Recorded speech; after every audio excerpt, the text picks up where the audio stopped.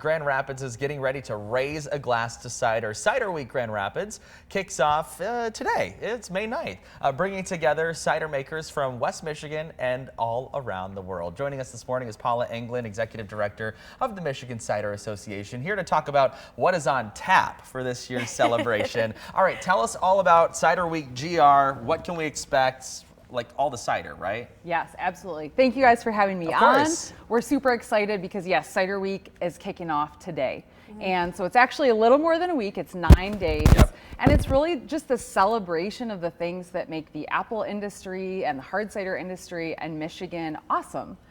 Collaboration, community, and this great growing culture that we have here. So folks can visit local cideries for special events. The businesses around town are doing cider tap takeovers and paired dinners. It's just going to be a celebration of the beautiful spring weather and delicious hard cider. It highlights a lot of our culture, right? I mean, like Grand Rapids, a big beer city, but also little do we know, it's a pretty big cider city with all of the apple places that we've got around. Absolutely, yeah. We think of Beer City, USA. We don't always think about cider makers, and they're coming from across the globe. Tell us why Grand Rapids?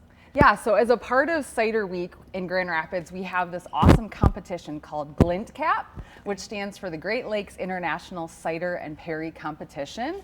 And it's actually the world's largest cider competition. We get to have it right here in Grand Rapids. That's pretty cool. Wow. And so this year we have people submitting their ciders and perries and apple-based spirits from Japan, Italy, Slovenia, Ireland, Luxembourg, Russia, just to name a few. Wow. And so they're sending them here to be judged by cider experts that are also coming from around the world. It's quite an honor. Well, I'm just curious because like this place, you know, we think about all of the things that Grand Rapids has to offer, and we also think about just all of the, you know, the cider mills that we have here, not only that, but also the apple orchards. How do we promote Grand Rapids or West Michigan-based apple orchards as well through this event?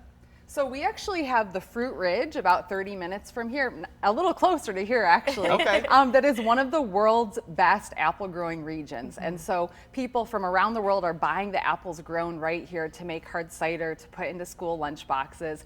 So it's really a great opportunity to promote the orchardists around here. But we also have a whole bunch of hard cider producers that are using those apples. And so it's a great time. It's full bloom right now. If you've never stood in an apple orchard during bloom, it's like you're in a honey pot. It just smells amazing with the wind going through. It's just a real gorgeous sensory experience. So it's a great time. In addition to the fall when everyone heads to the cider mills, go to your cider mill now while it's full bloom. Ooh, yeah, cool. I completely agree. This is one of the most beautiful times at the mills. Now let's talk about Glint Cap and the international competition that's happening here. Why is this such a big deal for the community? Yeah, it's really a huge opportunity to promote hard cider as a category. This year, for example, we've added a new category, which is low and no alcohol cider. We're learning that the upcoming generation, and moms and just people that are choosing a healthier lifestyle are interested in ciders, but without all the alcohol. And so we've had a lot of entries come in from around the world that fit in that category. Cider is awesome because there are so many different styles. So we have 22 different styles of cider as a part of this competition. Wow. And so there's hop ciders and barrel aged Hopped and ciders. hopped cider. So these are things I did not know. I love a hard cider. I know ciders is like by itself is great, but you got to tell me about a hop cider really quick. And we're looking at one right now. This Grant Township hop cider. Absolutely. So what's like the taste of that? Yeah, so cider is much like wine, right? You've got an apple variety or varieties that are pressed together, and then you're fermenting that juice. And so then you can do a lot with it. So basically for hop ciders, they're adding hops in they can be soaking the hops in the cider after the fermentation. There can be multiple hop varieties. Is it going to be hoppy like an IPA? A little bit. So as a former home brewer, I love a hop cider because it kind of gives me that IPA vibe. You've got some barrel aged. We've got one over here that's a barrel aged cider. So if you're a bourbon barrel aged beer drinker, or maybe you're a whiskey drinker, it's gonna drink a little bit like that. And then we've got some that add lovely botanicals like lavender and all sorts of things that are also grown here in Michigan. So cool. So okay, let's talk more about the competition. How many categories do you guys have? Can people still enter in that? Like, can other businesses still enter in that? And how do we win? So basically it's a commercial and non-commercial competition, which is really unique. The fact that we allow home cider makers to also take part. And it really comes back to the heart of Glint Cap, which is to provide education for cider makers and to kind of see how your cider stacks up against your peers. So it is closed, and it's closed to the public. So no one else can enter. Okay. No, but you will see during Cider Week and beyond throughout the year, when you visit these West Michigan cideries, you will see some of these medals that we have here. And those are awards that those cideries have won at Glint Cap. So we've had several in the state of Michigan and even around Grand Rapids that have won the Best in Class medals. We show very well at Glint Cap. Well, as we awesome. should. Yeah, absolutely. as we should. Great Hometown cider crowd, state. folks. Come Yeah, it's got to be kind of nerve-wracking to like go against some of these bigger places as a home brewer. I can't really even imagine being able to do that. But what type of events can you expect over the 9 days that the public can attend? Yeah, so Cider Week's going to be really full this year. Kicking off today, there's a couple of tastings at Art of the Table and Ritual Wines, nice. featuring cider makers. Tomorrow, a couple of our orchards, Farmhouse and Robinettes, are having bloom tours. Again, a great time to go visit those cideries. There's some Mother's Day brunches popping up around town featuring ciders and cider mosas. I heard my magic word, brunch. There you go, right? Yeah. Mother's Day. Yes, yes. On next Tuesday, Vandermill is having their grand opening of their patio with live music. And then Little Bird, that recently won Best Restaurant and Best Chef in town, is doing a cider paired dinner. Nice.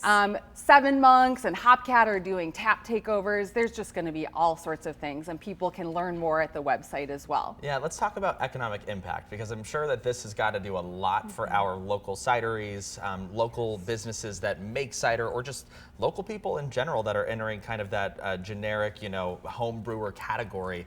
What is the impact here? How many people are you expecting, and also around the world? How many people around the world, and where at? Where are the points that you've seen people come for this? Yeah, so we get the most sort of international attendance because of Glint Cap. So there's about 130 people that come in to be a part of that competition. So they apply to be judges or stewards, so it's kept a blind competition. The judges don't know what they're reviewing.